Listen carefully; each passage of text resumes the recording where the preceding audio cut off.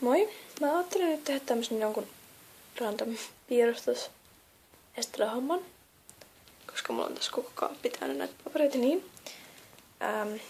Eli siis mä ajattelin nyt vanhimmista. Eli mä en muista koska tää on tehty, mutta joku My Little Pony. Joku semmonen. Sitten seuraavana, tää on vähän, joo. Tää on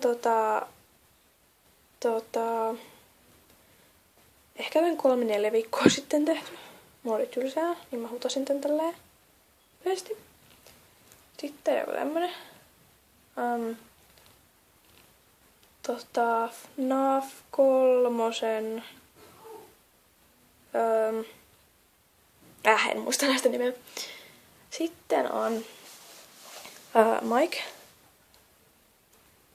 Ja siinä vieressä on joku Chibi Vincent. Joo, älkää kysykö. Sitten täällä on Jeremy. Juu. Sitten on Mango, jonka mä äsken hutasin. Niin. Sitten on Phone Guy. Joo. Sitten on Phone Guy. Tuo ylempäänkin on Jeremy.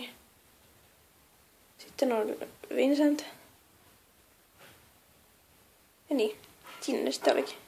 Että tämmönen huone piirtää täältä ruudun takaa löytyy. Ja. Sitten tässä on 2 jotain muuta keskeneräistä. Joku rajaamaton poni, jota mä en ikinä eksä rajata. Mä oon laiska. Joo. Sitten joku ehkä maailman vammaisin susi johonkin piirustuskilpailuun. Kaverin piirustuskilpailuun. Joo. Että ehkä maailman vammaisin. Oon tosi huono.